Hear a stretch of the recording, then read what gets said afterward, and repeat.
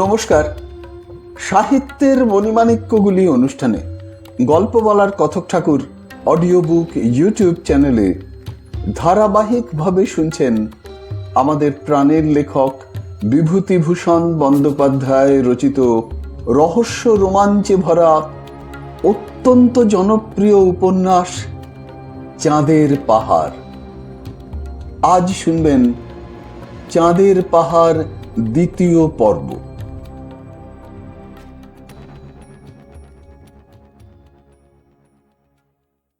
শঙ্করের সেবা শুশ্রূষার গুণে ডিয়েগো অ্যালভারেজ সে যাত্রা সেরে উঠল এবং দিন 15 শঙ্কর তাকে নিজের কাছেই রাখলে। চিরকাল যে পথে পথে বেরিয়ে এসেছে, ঘরে তার মন বসে না। একদিন সে যাবার জন্য ব্যস্ত হয়ে পড়ল।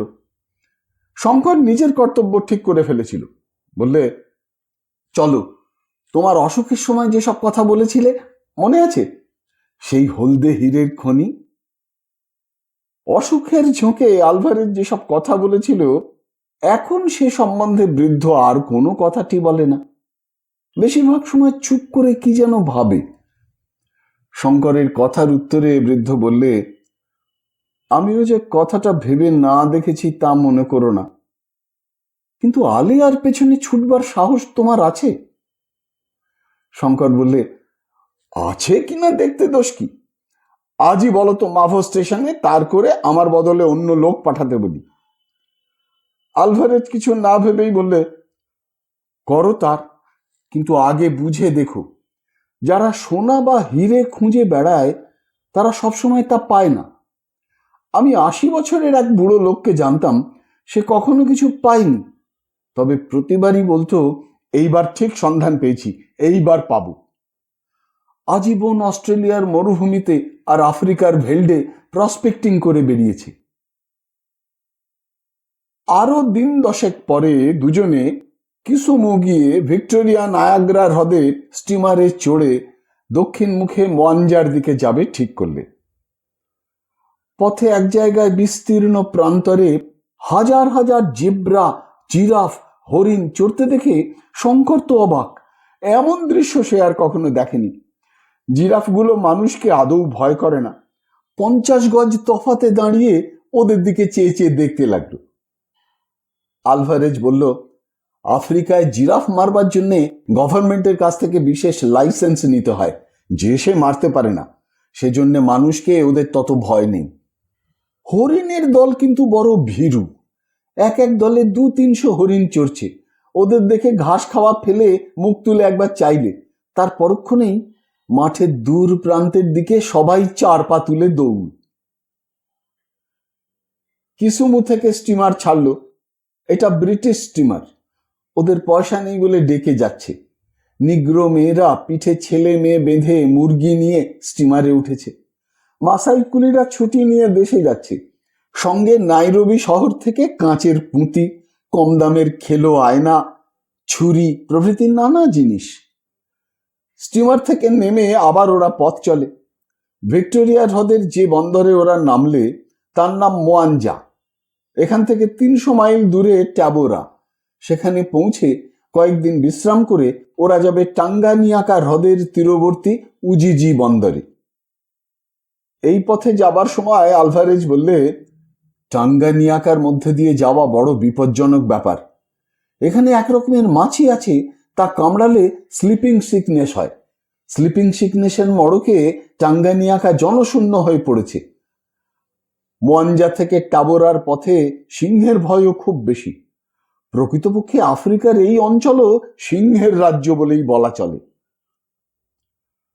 শহর থেকে 10 মাইল দূরে পথের ধারে একটা ছোট খড়ের বাংলো। সেখানে এক ইউরোপীয় শিকারী আশ্রয় নিয়েছে। আলভারেজকে সে খুব খাতির করলে।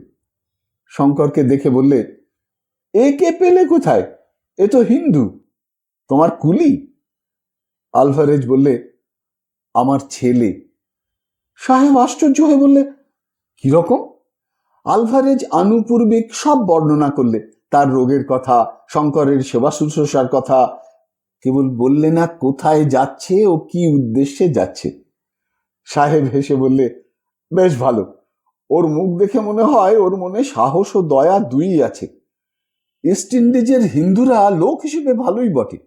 একবার ইউগান্ডাতে একজন শিখ আমার প্রতি এমন সুন্দর আতিথ্য দেখিয়েছিল তা কখনো ভুলতে পারবো না।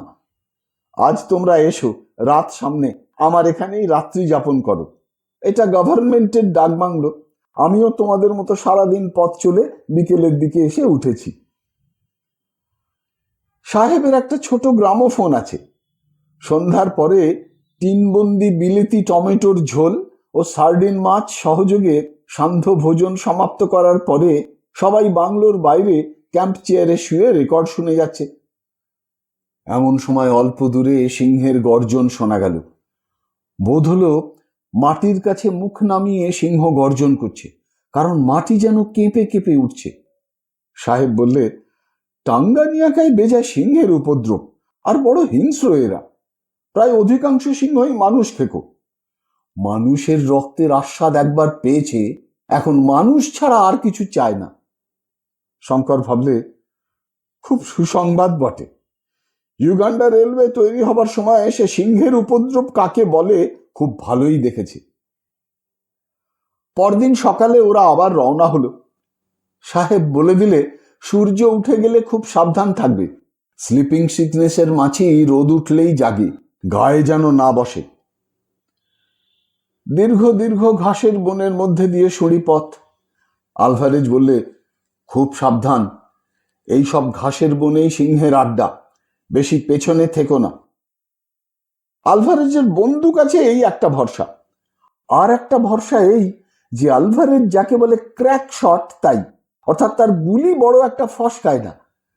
কিন্তু অত বড় অভ্যর্থলক্ষ শিকারীর সঙ্গে থেকেও শঙ্কর বিশেষ ভরসা পেলে না, কারণ ইউগান্ডার অভিজ্ঞতা থেকে সে জানে সিংহ যখন যাকে নেবে এমন সম্পূর্ণ অতর্কিতেই নেবে যে পিঠের রাইফেলের চামড়ার স্ট্র্যাপ খোলবার অবকাশ পর্যন্ত দেবে না। সেদিন সন্ধ্যা হবার ঘণ্টাখানেক আগে দূর বিস্তীর্ণ প্রান্তরের মধ্যে রাত্রের বিশ্রামের জন্য স্থান নির্বাচন করে নিতে হলো। আলভারেজ বললে, সামনে কোনো গ্রাম নেই, অন্ধকারের পর এখানে পথ চলা ঠিক নয়। একটা সুবৃহৎ বাওবাব গাছের তলায় দুটুকরো ক্যাম্বিস ঝুলিয়ে ছোট্ট একটা তাঁবু খাটানো হলো। কাঠকুটো কুড়িয়ে আগুন জ্বালিয়ে রাত্রের খাবার তৈরি করতে বসলো শঙ্কর।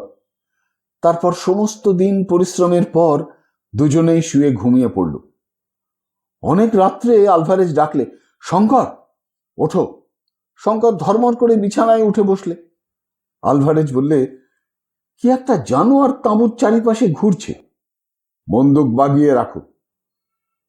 সত্যি একটা কোনো অজ্ঞাত বৃহৎ জন্তুর নিঃশ্বাসের শব্দ তাঁবুর পাতলা ক্যাম্বিসের পর্দার বাইরেই শোনা যাচ্ছে বটে। তাঁবুর সামনে সন্ধ্যায় যে আগুন করা হয়েছিল তার স্বল্পাবশিষ্ট আলোকে সুবৃহৎ বাওবাব গাছটা একটা ভীষণ দর্শন দৈত্যের মতো দেখাচ্ছে। শঙ্কর বন্দুক নিয়ে বিছানা থেকে নামবার চেষ্টা করতে বৃদ্ধ বারণ করলে। পরক্ষণেই জানোয়ারটা হুড়মুড় করে তাঁবুটা ঠেলে তাঁবুর মধ্যে ঢোকবার চেষ্টা করবার সঙ্গে সঙ্গে তাঁবুর পর্দার ভেতর থেকেই আলভারেজ পরপর দুবার রাইফেল ছুড়লে। শব্দটা লক্ষ্য করে শঙ্করও সেই মুহূর্তে বন্দুক ওঠালে, কিন্তু শঙ্কর ঘোড়া টেপবার আগে আলভারেজের রাইফেল আর একবার আওয়াজ করে উঠল। তারপরেই সব চুপ। ওরা টর্চ জেলে সন্তর্পণে তাঁবুর বাইরে এসে দেখলে তাঁবুর পূব দিকের পর্দার বাইরে পর্দাটা খানিকটা ঠেলে ভেতরে ঢুকেছে এক প্রকাণ্ড সিংহ। সেটা তখনও মরেনি, কিন্তু সাংঘাতিক আহত হয়েছে। আরো দুবার গুলি খেয়ে সেটা শেষ নিঃশ্বাস ত্যাগ করলে। আলভারেজ আকাশের নক্ষত্রের দিকে চেয়ে বললে, রাত এখনো অনেক, ওটা ওখানে পড়ে থাক, চলো আমরা আমাদের ঘুমটা শেষ করি। দুজনেই এসে শুয়ে পড়ল। একটু পরে শঙ্কর বিস্ময়ের সঙ্গে লক্ষ্য করলে আলভারেজের নাসিকা গর্জন শুরু হয়েছে। শঙ্করের চোখে ঘুম এলো না। আধ ঘন্টা পরে শঙ্করের মনে হলো আলভারেজের নাসিকা গর্জনের সঙ্গে পাল্লা দেবার জন্যে টাঙ্গানিয়াকা অঞ্চলের সমস্ত সিংহ যেন একযোগে ডেকে উঠল। সে কি ভয়ানক সিংহের ডাক! আগেও শঙ্কর অনেকবার সিংহ গর্জন শুনেছে, কিন্তু এ রাত্রের সে ভীষণ বিরাট গর্জন তার চিরকাল মনে ছিল। তাছাড়া ডাক তাঁবু থেকে 20 হাতের মধ্যেই। আলভারেজ আবার জেগে উঠল, বললে, না, রাত্রে দেখছি একটু ঘুমোতে দিলে না। আগের সিংহটা জোড়া, সাবধান থেকো, বড় পাজি জানোয়ার। কি দুর্যোগের রাত্রি! তাঁবুর আগুনও তখন নিভু নিভু, তার বাইরে তো ঘুটঘুটে অন্ধকার। পাতলা ক্যাম্বিসের চটের মাত্র ব্যবধান, তার ওদিকে সাথীহারা পশু। বিরাট গর্জন করতে করতে সেটা একবার তাঁবু থেকে দূরে যায়, আবার কাছে আসে, কখনো তাঁবু প্রদক্ষিণ করে। ভোর হবার কিছু আগে সিংহটা সরে পড়ল, ওরাও তাঁবু তুলে আবার যাত্রা শুরু করলে। দিন 15 পরে শঙ্কর ও আলভারেজ উজিজি বন্দর থেকে স্টিমারে টাঙ্গানিয়াকা হ্রদের বক্ষে ভাসল। হ্রদ পার হয়ে আলবার্টভিল বলে একটা ছোট শহরে কিছু আবশ্যকীয় জিনিস কিনে নিল। এই শহর থেকে কাবালো পর্যন্ত বেলজিয়াম গভর্নমেন্টের রেলপথ আছে। সেখান থেকে কঙ্গো নদীতে স্টিমারে চড়ে 3 দিনের পথ সামকিনি যেতে হবে। সামকিনি নেমে কঙ্গো নদীর পথ ছেড়ে দক্ষিণ মুখে অজ্ঞাত বন জঙ্গল ও মরুভূমির দেশে প্রবেশ করতে হবে। কাবালো অতি অপরিষ্কার স্থান, কতকগুলো বর্ণসংকর পর্তুগিজ ও বেলজিয়ামের আড্ডা। স্টেশনের বাইরে পা দিয়েছে, এমন সময় একজন পর্তুগিজ ওর কাছে এসে বলল, হ্যালো, কোথায় যাবে? দেখছি নতুন লোক, আমায় চেনো না নিশ্চয়ই। আমার নাম আলবুকার্ক। শঙ্কর চেয়ে দেখলে আলভারেজ তখনও স্টেশনের মধ্যে। লোকটার চেহারা যেমন কর্কশ তেমনি কদাকার, কিন্তু সে ভীষণ জোয়ান, প্রায় 7 ফুটের কাছাকাছি লম্বা। শরীরের প্রত্যেকটি মাংসপেশি গুণে নেওয়া যায়, এমনি সুদৃঢ় ও সুগঠিত। শঙ্কর বললে, তোমার সঙ্গে পরিচিত হয়ে সুখী হলাম। লোকটা বললে, তুমি দেখছি কালা আদমি, বোধহয় ইস্ট ইন্ডিজের। আমার সঙ্গে পোকার খেলবে, চলো। শঙ্কর ওর কথা শুনে চটেছিল, বললে, তোমার সঙ্গে পোকার খেলবার আমার আগ্রহ নেই। সঙ্গে সঙ্গে সে এটাও বুঝলে লোকটা পোকার খেলবার ছলে তাদের সর্বস্ব অপহরণ করতে চায়। পোকার একরকমের তাসের জুয়ো খেলা।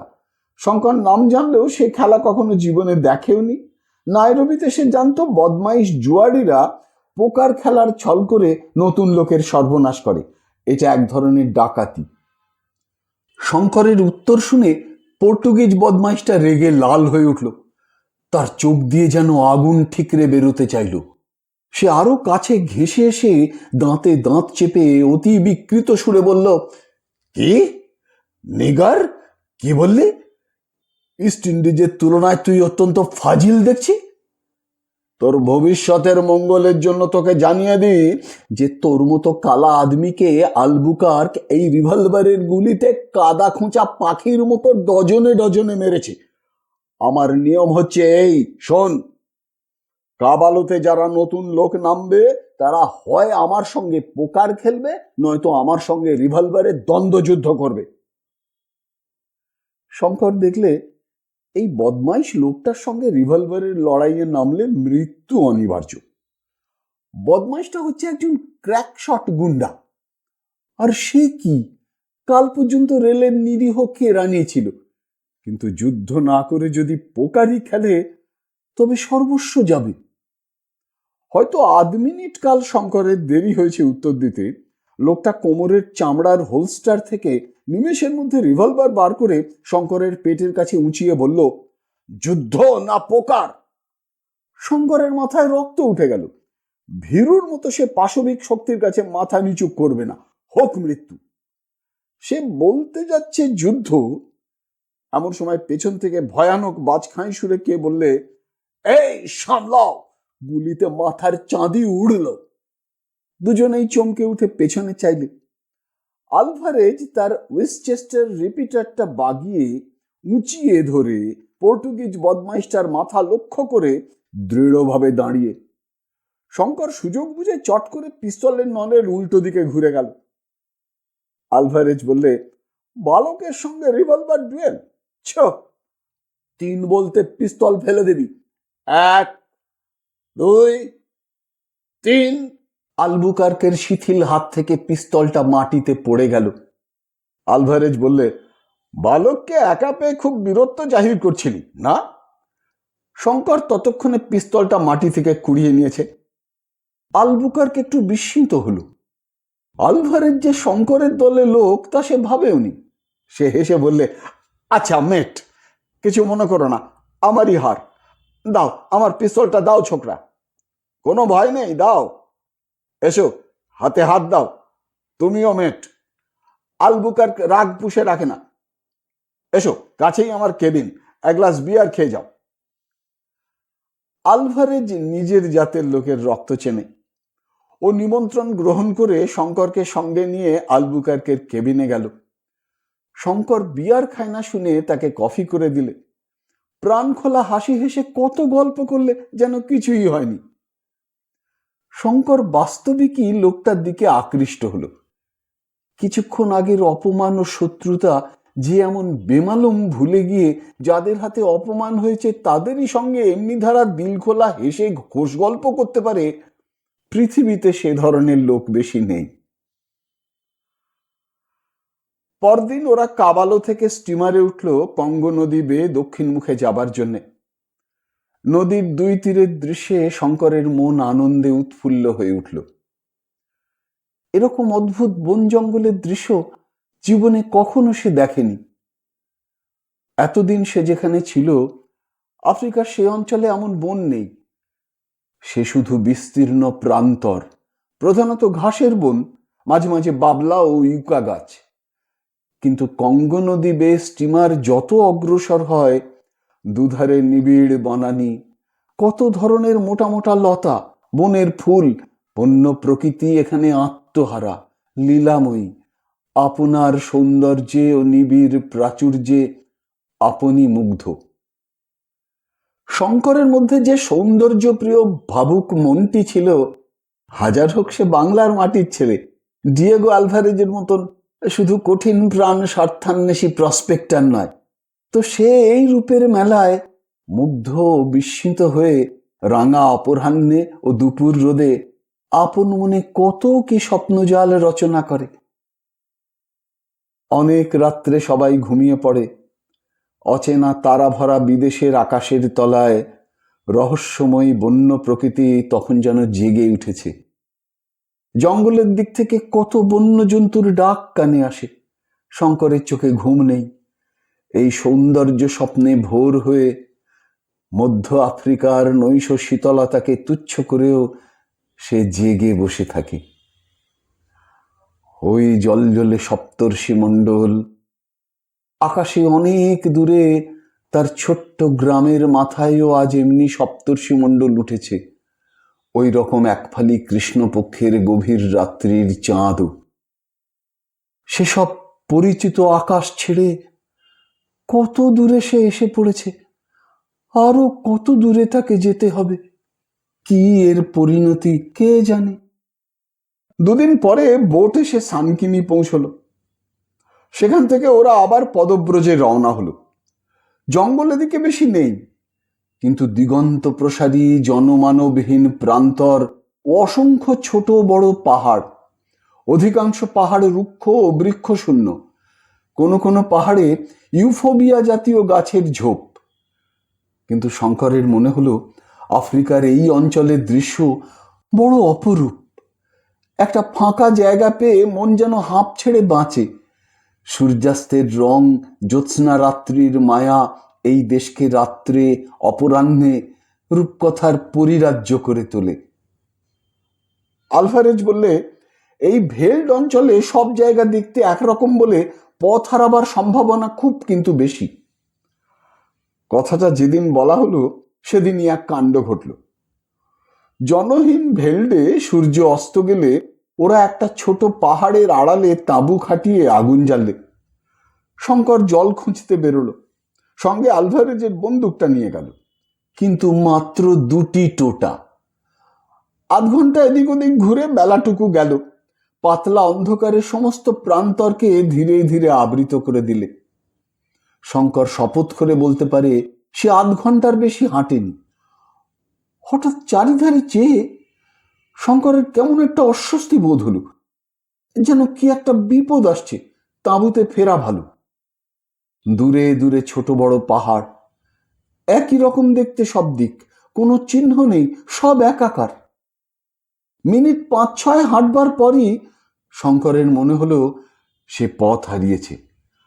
তখন আলভারেজের কথাটা তার মনে হলো, কিন্তু তখনও সে অনভিজ্ঞতার দরুন বিপদের গুরুত্ব বুঝতে পারলে না।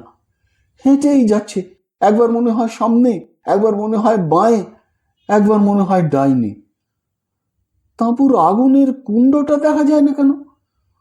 কোথায় সেই ছোট্ট পাহাড়টা? 2 ঘন্টা হাঁটবার পরে শঙ্করের খুব ভয় হলো। ততক্ষণে সে বুঝেছে যে সে সম্পূর্ণরূপে পথ হারিয়েছে এবং ভয়ানক বিপদগ্রস্ত। একা তাকে রোডেশিয়ার এই জনমানব শূন্য সিংহসংকুল অজানা প্রান্তরে রাত কাটাতে হবে, অনাহারে এবং এই কনকনে শীতে, বিনা কম্বলে ও বিনা আগুনে। সঙ্গে একটা দেশলাই পর্যন্ত নেই। ব্যাপারটা সংক্ষেপে এই দাঁড়ালো যে পরদিন সন্ধ্যার পূর্বে, অর্থাৎ পথ হারানোর 24 ঘন্টা পরে, উদ্ভ্রান্ত তৃষ্ণায় মুমূর্ষু শঙ্করকে ওদের তাঁবু থেকে প্রায় 7 মাইল দূরে একটা ইউফোবিয়া গাছের তলা থেকে আলভারেজ উদ্ধার করে তাঁবুতে নিয়ে এলো। আলভারেজ বললে, তুমি যে পথ ধরেছিলে শঙ্কর, তোমাকে আজ খুঁজে বার করতে না পারলে তুমি গভীর থেকে গভীরতর মরুপ্রান্তরের মধ্যে গিয়ে পড়ে কাল দুপুর নাগাদ তৃষ্ণায় প্রাণ হারাতে। এর আগে তোমার মতো অনেকেই রোডেশিয়ার ভেল্ডে এভাবে মারা গিয়েছে। এসব ভয়ানক জায়গা, তুমি আর কখনো তাঁবু থেকে ওরকম বেরিও না, কারণ তুমি আনাড়ি। মরুভূমিতে ভ্রমণের কৌশল তোমার জানা নেই, ডাহা মারা পড়বে। শঙ্কর বললে, আলভারেজ, তুমি 2 বার আমার প্রাণ রক্ষা করলে, আমি ভুলবো না। আলভারেজ বললে, ইয়ং ম্যান, তুমি ভুলে যাচ্ছ যে তার আগে তুমি আমার প্রাণ বাঁচিয়েছ। তুমি না থাকলে ইউগান্ডার তৃণভূমিতে আমার হাড়গুলো সাদা হয়ে আসতে এতদিনে। মাস 2 ধরে রোডেশিয়া ও অ্যাঙ্গোলার মধ্যবর্তী বিস্তীর্ণ ভেল্ড অতিক্রম করে অবশেষে দূরে মেঘের মতো পর্বত শ্রেণী দেখা গেল। আলভারেজ ম্যাপ মিলিয়ে বলল, ওই হচ্ছে আমাদের গন্তব্যস্থান, রিক্টার্স ভেল্ট পর্বত। এখনো এখান থেকে 40 মাইল হবে। আফ্রিকার এইসব খোলা জায়গায় অনেক দূর থেকে জিনিস দেখা যায়। এই অঞ্চলে অনেক বাওবাব গাছ। শঙ্করের এই গাছটা বড় ভালো লাগে।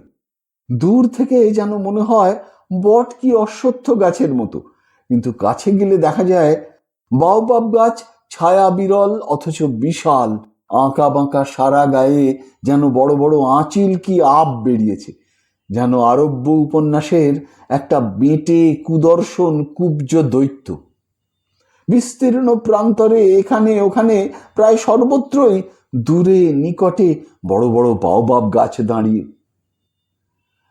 একদিন সন্ধেবেলার দুর্জয় শীতে তাঁবুর সামনে আগুন করে বসে আলভারেজ বললে, এই যে দেখছো রোডেশিয়ার ভেল্ড অঞ্চল, এখানে হিরে ছড়ানো আছে সর্বত্র। এটা হীরের খনির দেশ। কিম্বারলি খনির নাম নিশ্চয়ই শুনেছ। আরো অনেক ছোটখাটো খনি আছে। এখানে ওখানে ছোট বড় হীরের টুকরো কত লোকে পেয়েছে, এখনো পায়। কথা শেষ করেই বলে উঠল, ও কারা?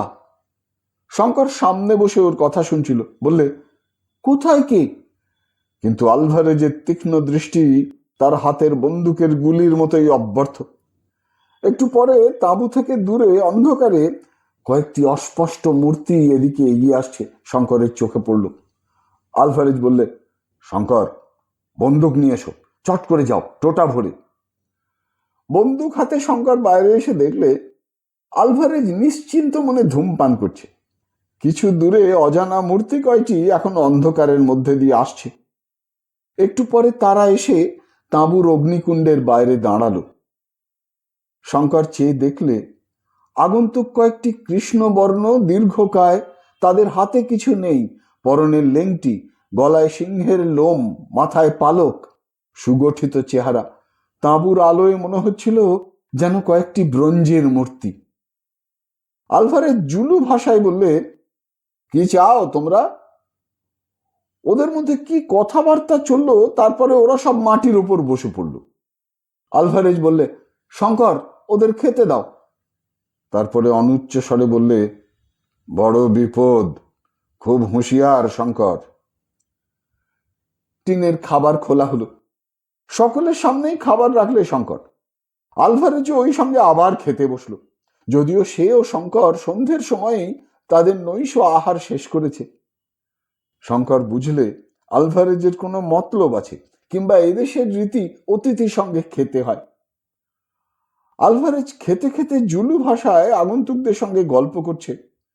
অনেকক্ষণ পরে খাওয়া শেষ করে ওরা চলে গেল। চলে যাবার আগে সবাইকে একটা করে সিগারেট দেওয়া হলো।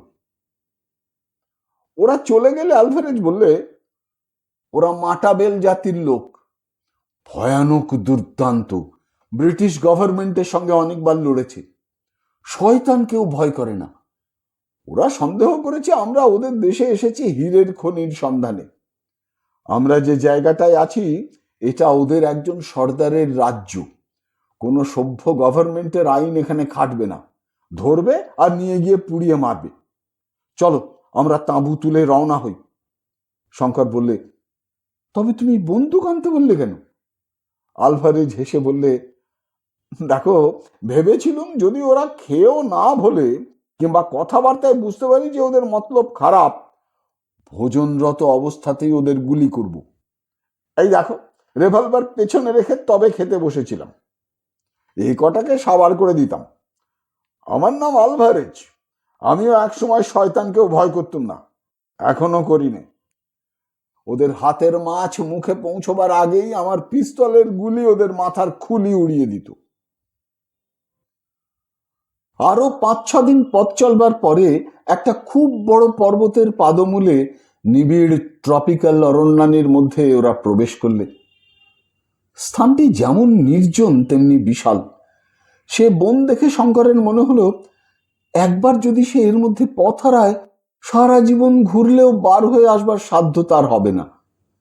আলভারেজও তাকে সাবধান করে দিয়ে বললে, খুব হুঁশিয়ার শঙ্কর, বনে চলাফেরা যার অভ্যেস নেই সে পদে পদে এইসব বনে পথ হারাবে। অনেক লোক বেঘরে পড়ে বনের মধ্যে মারা পড়ে।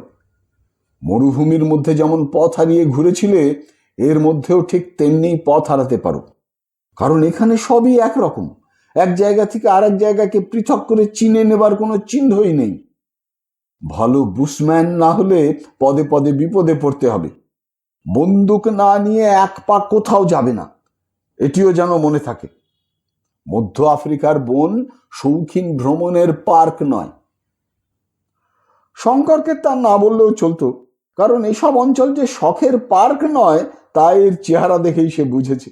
সে জিজ্ঞেস করলে, তোমার সেই হলদে হীরের খনি কত দূরে? এই তো রিক্টার্সভেল্ট পর্বতমালা, ম্যাপে যত দূর বোঝা যাচ্ছে। আলভারেজ হেসে বললে, তোমার ধারণা নেই, বললাম যে। আসল রিক্টার্সভেল্টের এটা বাইরের থাক, এরকম আরো অনেক থাক আছে।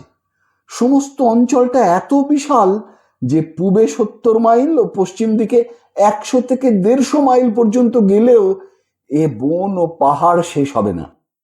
সর্বনিম্ন প্রস্থ 40 মাইল, সমস্ত জড়িয়ে 8-9 হাজার বর্গমাইল সমস্ত রিক্টার্সভেল্ট পার্বত্য অঞ্চল ও অরণ্য।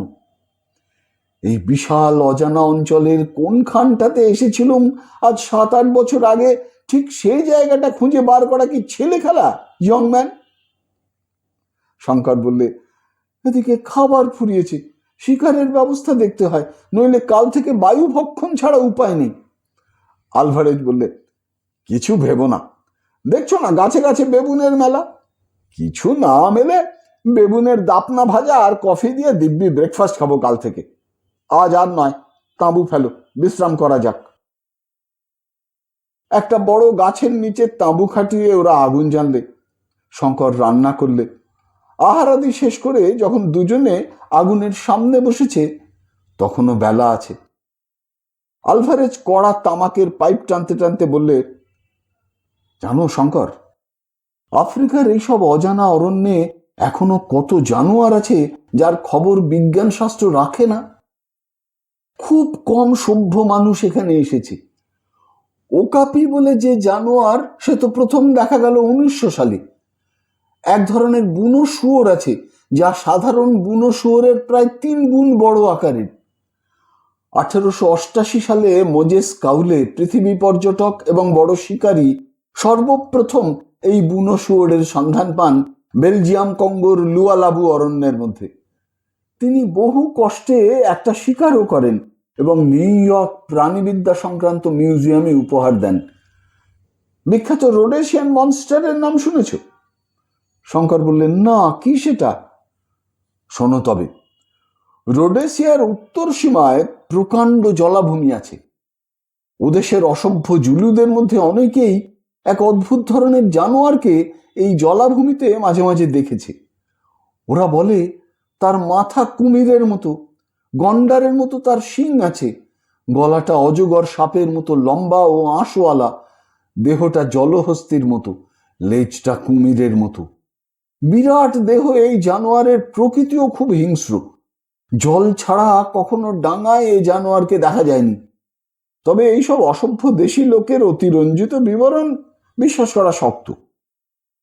কিন্তু 1880 সালে জেমস মার্টিন বলে একজন প্রসপেক্টর রোডেশিয়ার এই অঞ্চলে বহুদিন ঘুরেছিলেন সোনার সন্ধানে। মিস্টার মার্টিন আগে জেনারেল ম্যাথিউসের এডিকং ছিলেন, নিজে একজন ভালো ভূতত্ত্ব এবং প্রাণীতত্ত্ববিদও ছিলেন। ইনি তাঁর ডায়েরির মধ্যে রোডেশিয়ার এই অজ্ঞাত জানোয়ার দূর থেকে দেখেছিলেন বলে উল্লেখ করে গিয়েছেন। তিনিও বলেছেন জানোয়ারটা আকৃতিতে প্রাগৈতিহাসিক যুগের ডাইনোসর জাতীয় সরীসৃপের মতো এবং বেজায় বড়। কিন্তু তিনি জোর করে কিছু বলতে পারেননি, কারণ খুব ভোরের কুয়াশার মধ্যে কোভিরান্ডো হ্রদের সীমানায় জলাভূমিতে আবছায়াভাবে তিনি জানোয়ারটাকে দেখেছিলেন। জানোয়ারটার ঘোড়ার চিহি ডাকের মতো ডাক শুনেই তার সঙ্গের জুলু চাকরগুলো ঊর্ধ্বশ্বাসে পালাতে পালাতে বলল, সাহেব, পালাও পালাও, ডিঙ্গনেক ডিঙ্গনেক। ডিঙ্গনেক ওই জানোয়ারটার জুলু নাম। 2-3 বছরে একাধবার দেখা দেয় কিনা দেয়, কিন্তু সেটা এতই হিংস্র যে তার আবির্ভাব সে দেশের লোকের পক্ষে ভীষণ ভয়ের ব্যাপার। মিস্টার মার্টিন বলেন, তিনি তার .303 টোটা গোটা 2 উপরি উপরি ছুঁড়েছিলেন জানোয়ারটার দিকে। অত দূর থেকে তাক হলো না, রাইফেলের আওয়াজে সেটা সম্ভবত জলে ডুব দিলে। শঙ্কর বললে, তুমি কি করে জানলে এসব? মিস্টার মার্টিনের ডায়েরি ছাপানো হয়েছিল নাকি? না, অনেকদিন আগে বুলাওয়ে ক্রনিকল কাগজে মিস্টার মার্টিনের এই ঘটনাটা বেরিয়েছিল। আমি তখন সবে এদেশে এসেছি। রোডেশিয়া অঞ্চলে আমিও প্রসপেক্টিং করে বেড়াতুম বলে জানোয়ারটার বিবরণ আমাকে খুব আকৃষ্ট করে। কাগজখানা অনেকদিন আমার কাছে রেখেও দিয়েছিলাম, তারপর কোথায় হারিয়ে গেল। ওরাই নাম দিয়েছিল জানোয়ারটার রোডেশিয়ান মনস্টার। শঙ্কর বললে, তুমি কোনো কিছু অদ্ভুত জানোয়ার দেখনি? প্রশ্নটার সঙ্গে সঙ্গে একটা আশ্চর্য ব্যাপার ঘটল। তখন সন্ধ্যার অন্ধকার ঘন হয়ে নেমে এসেছে। সেই আবছায়া আলো অন্ধকারের মধ্যে শঙ্করের মনে হলো, হয়তো শঙ্করের ভুলও হতে পারে, কিন্তু শঙ্করের মনে হয় সে দেখলে আলভারেজ, দুর্ধর্ষ ও নির্ভীক আলভারেজ, দুঁদে ও অব্যর্থলক্ষ আলভারেজ ওর প্রশ্ন শুনে চমকে উঠল। এবং এবং সেইটাই সকলের চেয়ে আশ্চর্য, যেন পরক্ষণেই শিউরে উঠল। সঙ্গে সঙ্গে আলভারেজ যেন নিজের অজ্ঞাত সারেই চারিপাশের জনমানবহীন ঘন জঙ্গল ও রহস্য ভরা দুরারোহ পর্বতমালার দিকে একবার চেয়ে দেখলে। কোনো কথা বললে না, যেন এই পর্বত জঙ্গলে বহুকাল পরে এসে অতীতের কোনো বিভীষিকাময়ী পুরাতন ঘটনা ওর স্মৃতিতে ভেসে উঠেছে, যেন স্মৃতিটা ওর পক্ষে খুব প্রীতিকর নয়। আলভারেজ ভয় পেয়েছে। অবাক! আলভারেজের ভয়! শঙ্কর ভাবতেও পারে না। কিন্তু সেই ভয়টা অলক্ষিতে এসে শঙ্করের মনেও চেপে বসল। এই সম্পূর্ণ অজানা বিচিত্র রহস্যময়ী বনানী, এই বিরাট পর্বত প্রাচীর, যেন এক গভীর রহস্যকে যুগ যুগ ধরে গোপন করে আসছে। যে বীর হও, যে নির্ভীক হও, এগিয়ে এসো সে, কিন্তু মৃত্যুপণে ক্রয় করতে হবে সে গহন রহস্যের সন্ধান। রিক্টার্সভেল্ট পর্বতমালা ভারতবর্ষের দেবতাত্মা নগাধিরাজ হিমালয় নয়। এদেশের মাসাই, জুলু, মাটাবেল প্রভৃতি আদিম জাতির মতোই ওর আত্মা নিষ্ঠুর, বর্বর, নরমাংস লোলুপ। সে কাউকে রেহাই দেবে না।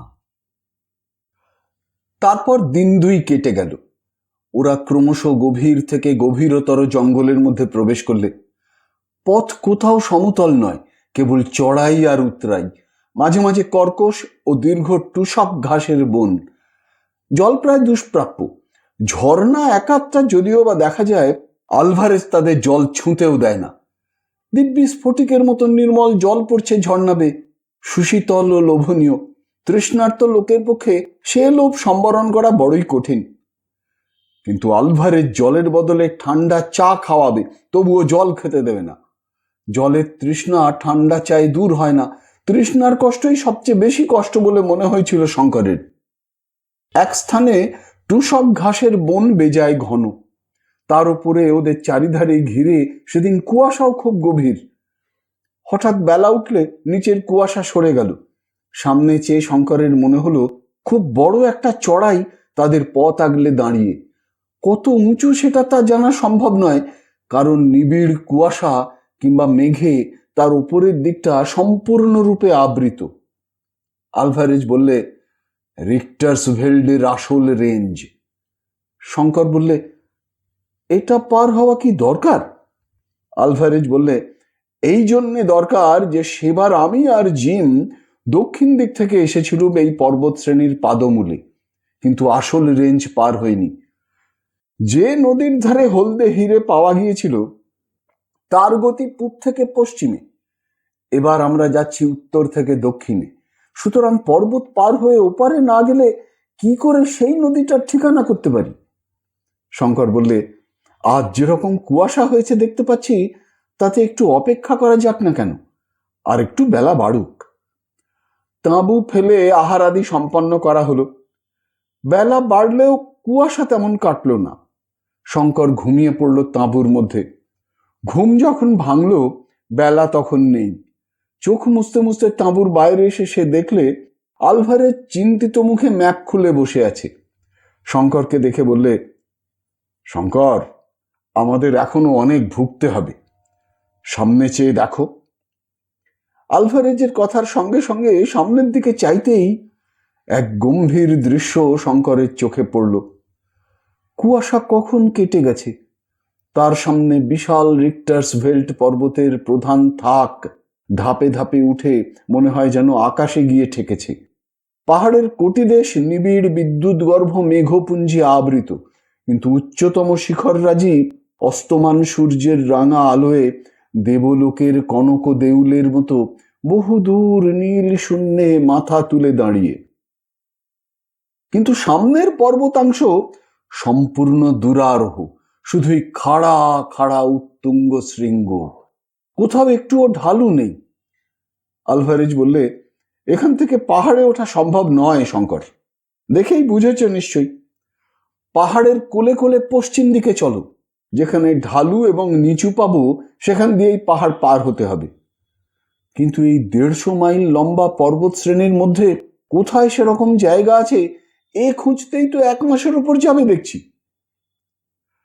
কিন্তু দিন 5-6 পশ্চিম দিকে যাওয়ার পরে এমন একটা জায়গা পাওয়া গেল যেখানে পর্বতের গা বেশ ঢালু, সেখান দিয়ে পর্বতে ওঠা চলতে পারে।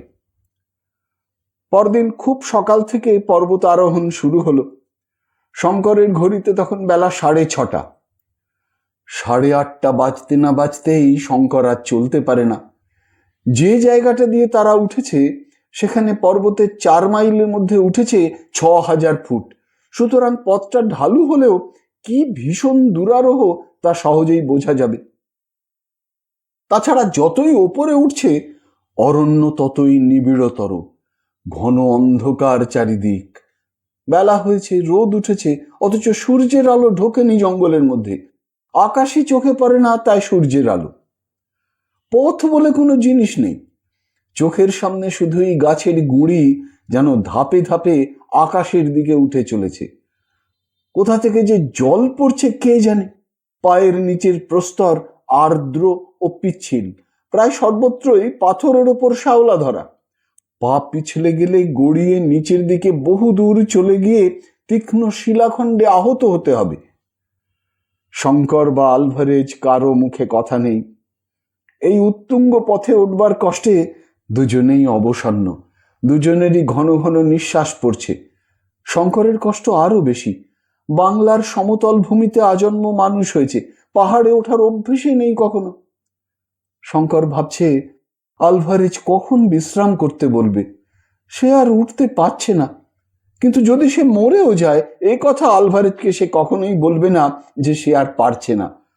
হয়তো তাতে আলভারেজ ভাববে ইস্ট ইন্ডিজের মানুষগুলো দেখছি নিতান্ত অপদার্থ। এই মহাদুর্গম পর্বত অরণ্যে সে ভারতের প্রতিনিধি, এমন কাজ সে করতে পারে না যাতে তার মাতৃভূমির মুখ ছোট হয়ে যায়। বড় চমৎকার বন, যেন পরীর রাজ্য। মাঝে মাঝে ছোটখাটো ঝর্ণা বনের মধ্যে দিয়ে খুব ওপর থেকে নিচে নেমে যাচ্ছে।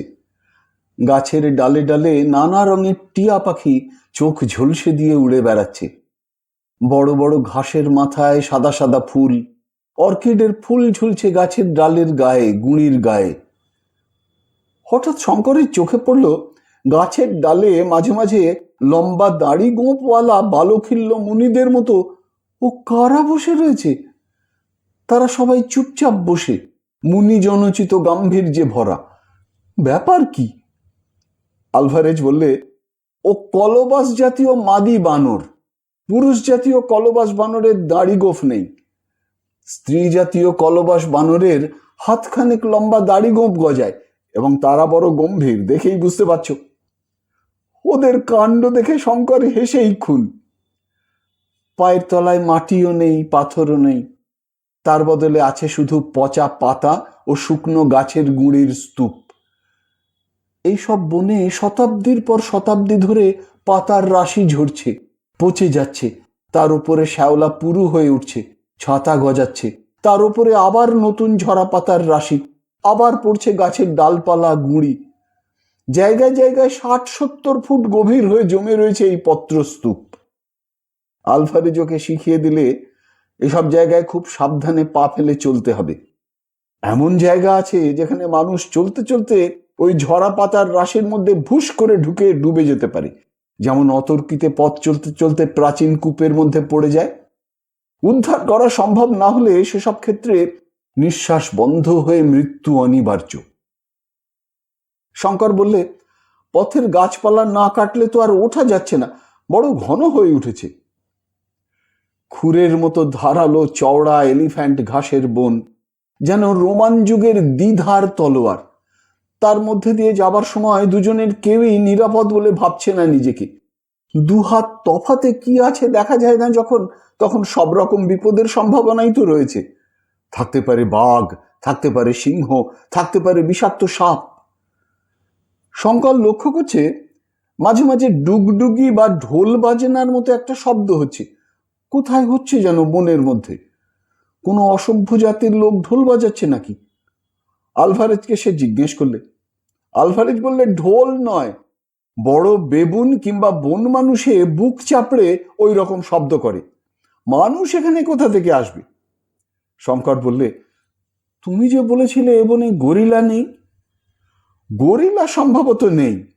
আফ্রিকার মধ্যে বেলজিয়ান কঙ্গোর কিছু অঞ্চল, রাওয়েনজেরি আল্পস বা ভিরুঙ্গা আগ্নেয় পর্বতের অরণ্য ছাড়া কোথাও গরিলা আছে বলে তো জানা নেই। গরিলা ছাড়াও অন্য ধরনের বন মানুষে বুক চাপড়ে ওই রকম আওয়াজ করতে পারে। ওরা 4500 ফুটের ওপরে উঠেছে।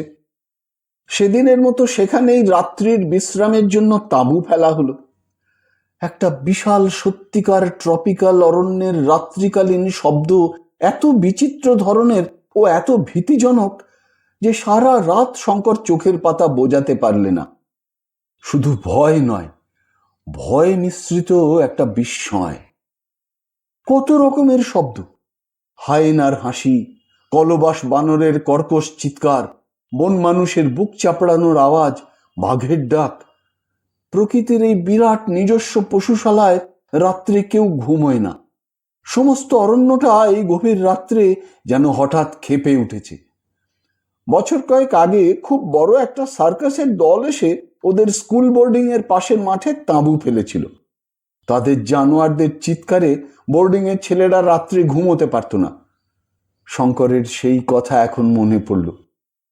কিন্তু এসবের চেয়েও মধ্যরাত্রে একদল বন্য হস্তির বৃংহিত ধ্বনি তাঁবুর অত্যন্ত নিকটে শুনে শঙ্কর এমন ভয় পেয়ে গেল যে আলভারেজকে তাড়াতাড়ি ঘুম থেকে উঠালে।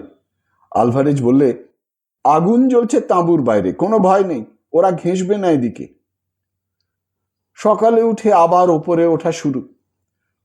উঠছে উঠছে মাইলের পর মাইল, বন্য বাঁশের অরণ্য, তার তলায় বুনো আদা। ওদের পথের 100 হাতের মধ্যে বাঁদিকের বাঁশবনের তলা দিয়ে একটা প্রকাণ্ড হস্তিজুত কচি বাঁশের কোঁড় মরমর করে ভাঙতে ভাঙতে চলে গেল। 5000 ফুট ওপরে কত কি বন্য পুষ্পের মেলা। টকটকে লাল এরিথ্রিনা প্রকাণ্ড গাছে ফুটেছে। পুষ্পিত ইপোমিয়া লতার ফুল দেখতে ঠিক বাংলাদেশের বনকলমি ফুলের মতো, কিন্তু রংটা অত গাঢ় বেগুনি নয়। সাদা ভেরোনিকা ঘন সুগন্ধে বাতাসকে ভারাক্রান্ত করেছে। বন্য কফির ফুল, রঙিন বেগনিয়া। মেঘের রাজ্যে ফুলের বন। মাঝে মাঝে সাদা বেলুনের মতো মেঘপুঞ্জ গাছপালার মগডালে এসে আটকাচ্ছে, কখনো বা আরো নেমে এসে ভেরোনিকার বন ভিজিয়ে দিয়ে যাচ্ছে। 7500 ফুটের ওপর থেকে বনের প্রকৃতি একেবারে বদলে গেল। এই পর্যন্ত উঠতে ওদের আরো 2 দিন লেগেছে। আর অসহ্য কষ্ট, কোমর পিঠ ভেঙে পড়ছে।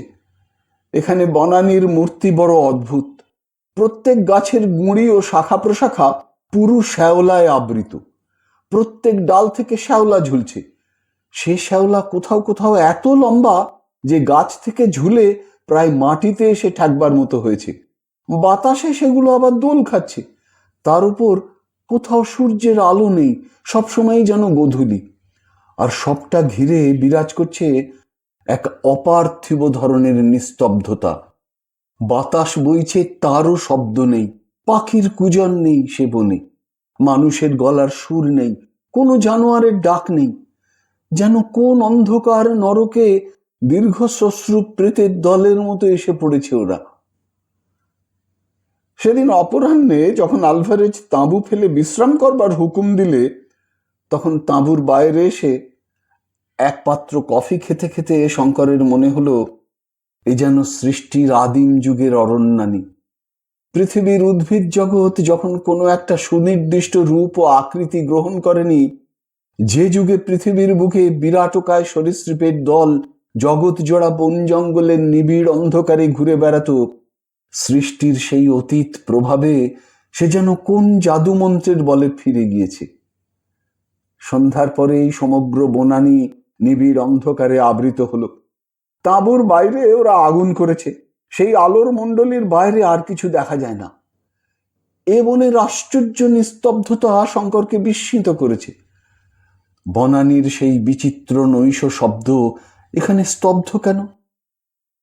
আলভারেজ চিন্তিত মুখে ম্যাপ দেখছিল।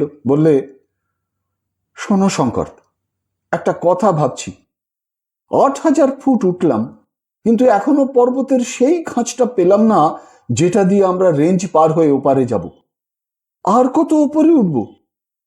যদি ধরো এই অংশে স্যাডেলটা নাই থাকে। শঙ্করের মনেও এই খটকা যে না জেগেছে তা নয়। সে আজই উঠবার সময় মাঝে মাঝে ফিল্ড গ্লাস দিয়ে ওপরের দিকে দেখবার চেষ্টা করেছে, কিন্তু ঘন মেঘে বা কুয়াশায় ওপরের দিকটা সর্বদাই আবৃত থাকায় তার চেষ্টা ব্যর্থ হয়েছে। সত্যি তো, তারা কত উঠবে? আর সমতল খাঁজ যদি না পাওয়া যায়, আবার নিচে নামতে হবে, আবার অন্য জায়গা বেয়ে উঠতে হবে। দফা সারা। সে বললে, ম্যাপে কি বলে? আলভারেজের মুখ দেখে মনে হলো ম্যাপের ওপর সে আস্থা হারিয়েছে। বললে, এ ম্যাপ অত খুঁটিনাটি ভাবে তৈরি নয়। এ পর্বতে উঠেছে কে যে ম্যাপ তৈরি হবে? এই যে দেখছো, এখানে স্যার ফিলিপো ডি ফিলিপির তৈরি ম্যাপ, যিনি পর্তুগিজ পশ্চিম আফ্রিকার ফার্নান্ডিন্ডো পোস রিঙ্গো আরোহণ করে খুব নাম করেন এবং বছর কয়েক আগে বিখ্যাত পর্বত আরোহণকারী পর্যটক ডিউক অফ আব্রুৎসের অভিযানেও যিনি ছিলেন। কিন্তু রিক্টার্স ভেল্ডে তিনি ওঠেননি। এ ম্যাপে পাহাড়ের যে কন্টুর আঁকা আছে তা খুব নিখুঁত বলে মনে তো হয় না, ঠিক বুঝছি নে। হঠাৎ শঙ্কর বললে, ও কি? তাঁবুর বাইরে প্রথমে একটা অস্পষ্ট আওয়াজ এবং পরক্ষণেই একটা কষ্টকর কাশির শব্দ পাওয়া গেল, যেন থাইসিসের রোগী খুব কষ্টে কাতরভাবে কাশছে। একবার, দুবার, তারপরে এই শব্দটা থেমে গেল। কিন্তু সেটা মানুষের গলার শব্দ নয়। শোনবা মাত্রই শঙ্করের সেই কথা মনে হলো। রাইফেল নিয়ে সে ব্যস্তভাবে তাঁবুর বাইরে বার হতে যাচ্ছে। আলভারেজ তাড়াতাড়ি উঠে ওর হাত ধরে বসিয়ে দিলে। শঙ্কর আশ্চর্য হয়ে বললে, কেন, কিসের শব্দ ওটা? কথা বলে আলভারেজের দিকে চাইতেই ও বিস্ময়ের সঙ্গে লক্ষ্য করলে আলভারেজের মুখ বিবর্ণ হয়ে গিয়েছে। শব্দটা শুনেই কি? সঙ্গে সঙ্গে তাঁবুর অগ্নিকুণ্ডের মণ্ডলীর বাইরে নিবিড় অন্ধকারে একটা ভারী অথচ লঘুপদ জীব যেন বন জঙ্গলের মধ্যে দিয়ে চলে যাচ্ছে বেশ মনে হলো। দুজনেই খানিকটা চুপচাপ। তারপরে আলভারেজ বললে, আগুনে কাঠ ফেলে দাও, বন্দুক দুটো ভরা আছে কিনা দেখো। ওর মুখের ভাব দেখে শঙ্কর ওকে আর কোনো প্রশ্ন করতে সাহস করলে না। রাত্রি কেটে গেল। পরদিন সকালে শঙ্করেরই আগে ঘুম ভাঙল। তাঁবুর বাইরে এসে কফি করবার আগুন জ্বালতে সে তাঁবু থেকে কিছু দূরে কাঠ ভাঙতে গেল। হঠাৎ তার নজরে পড়ল ভিজে মাটির উপর একটা পায়ের দাগ। লম্বায় দাগটা 11 ইঞ্চির কম নয়, কিন্তু 3টে মাত্র পায়ের আঙুল। 3 আঙুলেরই দাগ বেশ স্পষ্ট। পায়ের দাগ ধরে সে এগিয়ে গেল। আরো অনেকগুলো পায়ের দাগ আছে, সবগুলোতেই সেই 3 আঙুল। শঙ্করের মনে পড়ল ইউগান্ডার স্টেশন ঘরে আলভারেজের মুখে শোনা জিম কার্টারের মৃত্যু কাহিনী। গুহার মুখে বালির ওপর সেই অজ্ঞাত হিংস্র জানোয়ারের 3 আঙুলওয়ালা পায়ের দাগ, কাফির গ্রামের সর্দারের মুখের শোনা গল্প। আলভারেজের কাল রাত্রের বিবর্ণ মুখও সঙ্গে সঙ্গে মনে পড়ল। আর একদিনও আলভারেজ ঠিক এই রকমই ভয় পেয়েছিল, যেদিন পর্বতের পাদমূলে ওরা প্রথম এসে তাঁবু পাতে। বুনিপ, কাফির সর্দারের গল্পের সেই বুনিপ, রিক্টার্স ভেল্ট পর্বত ও অরণ্যের বিভীষিকা, যার ভয় শুধু অসভ্য মানুষ কেন, অন্য কোনো বন্য জন্তু পর্যন্ত এই 8000 ফুট ওপরকার বনে আসে না। কাল রাত্রে কোনো জানোয়ারের শব্দ পাওয়া যায়নি কেন, এখন তা শঙ্করের কাছে পরিষ্কার হয়ে গেল। আলভারেজ পর্যন্ত ভয় বিবর্ণ হয়ে উঠেছিল ওর গলার শব্দ শুনে। বোধহয় ও শব্দের সঙ্গে আলভারেজের পূর্ব পরিচয় ঘটেছে। আলভারেজের ঘুম ভাঙতে সেদিন দেরি হলো।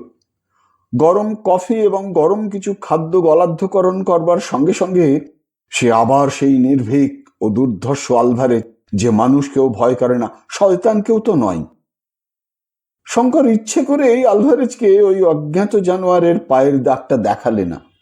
কি জানি, যদি আলভারেজ বলে বসে, এখনো পাহাড়ের স্যাডেল পাওয়া গেল না, তবে নেমে যাওয়া যাক। সকালে সেদিন খুব মেঘ করে ঝমঝম করে বৃষ্টি নামল। পর্বতের ঢালু বেয়ে যেন হাজার ঝর্ণার ধারায় বৃষ্টির জল গড়িয়ে নিচে নামছে। এই বন ও পাহাড় চোখে কেমন যেন ধাঁধা লাগিয়ে দেয়। এতটা উঠেছে ওরা, কিন্তু প্রতি 1000 ফুটের ওপর থেকে নিচের অরণ্যের গাছপালার মাথা দেখে সেগুলিকে সমতল ভূমির অরণ্য বলে ভ্রম হচ্ছে। কাজেই প্রথমটা মনে হয় যেন কতটুকুই বা উঠেছি, এইটুকুই তো। বৃষ্টি সেদিন থামল না। বেলা 10টা পর্যন্ত অপেক্ষা করে আলভারেজ ওঠবার হুকুম দিলে। শঙ্কর এটা আশা করেনি। এখানে শঙ্কর কর্মী শ্বেতাঙ্গ চরিত্রের একটা দিক লক্ষ্য করলে। তার মনে হচ্ছিল, কেন এই বৃষ্টিতে মিছে মিছে বার হওয়া? একটা দিনে কি এমন হবে? বৃষ্টি মাথায় পথ চলে লাভ কি? অবিশ্রান্ত বৃষ্টিধারার মধ্যে ঘন অরণ্যানী ভেদ করে সেদিন ওরা সারাদিন উঠল। উঠছে উঠছে উঠছেই, শঙ্কর আর পারে না। কাপড় চোপড় জিনিসপত্র তাঁবু সব ভিজে একসা, একখানা রুমাল পর্যন্ত শুকনো নেই কোথাও। শঙ্করের কেমন একটা অবসাদ এসেছে দেহে ও মনে।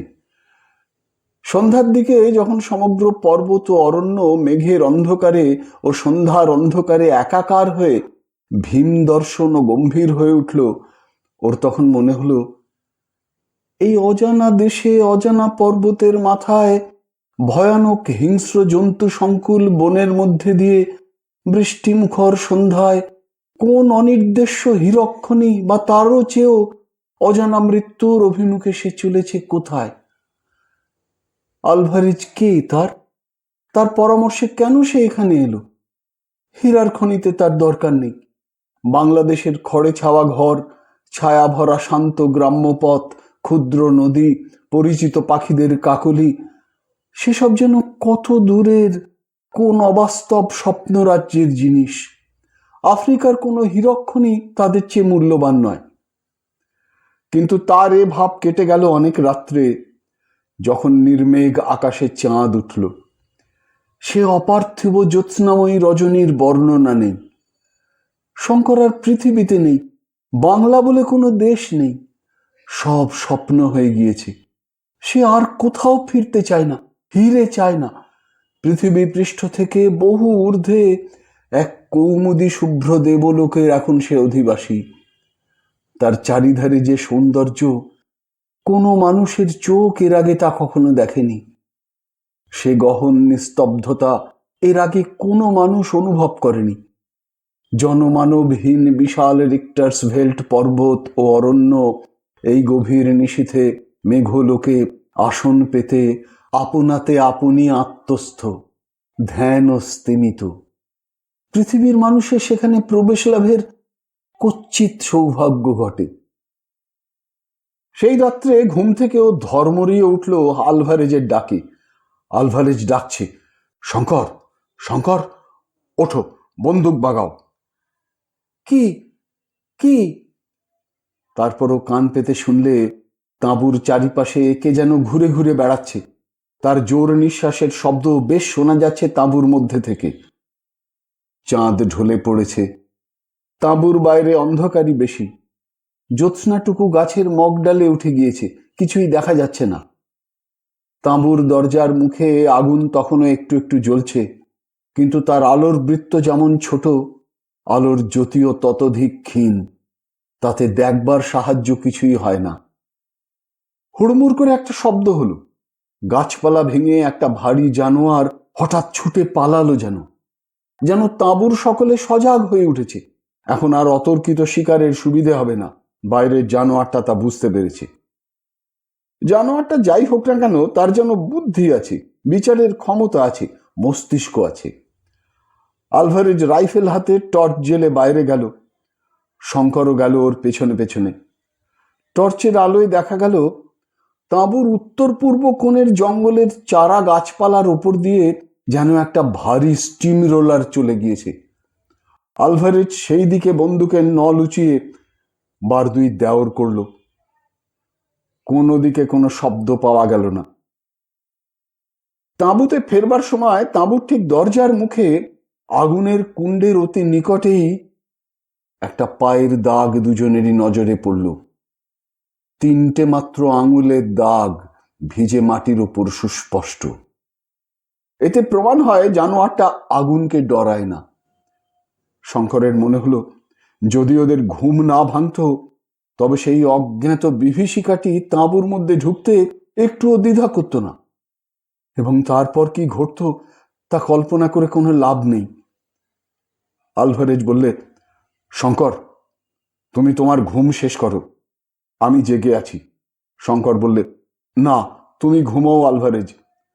আলভারেজ ক্ষীণ হাসি হেসে বললে, পাগল, তুমি জেগে কিছু করতে পারবে না শঙ্কর। ঘুমিয়ে পড়ো। ওই দেখো দূরে বিদ্যুৎ চমকাচ্ছে, আবার ঝড় বৃষ্টি আসবে, রাত শেষ হয়ে আসছে। ঘুমো, আমি বরং একটু কফি খাই। রাত ভোর হবার সঙ্গে সঙ্গে এলো মুষলধারে বৃষ্টি, সঙ্গে সঙ্গে তেমনি বিদ্যুৎ, তেমনি মেঘগর্জন। সে বৃষ্টি চলল সমানে সারা দিন, তার বিরাম নেই, বিশ্রাম নেই। শঙ্করের মনে হলো পৃথিবীতে আজ প্রলয়ের বর্ষণ শুরু হয়েছে।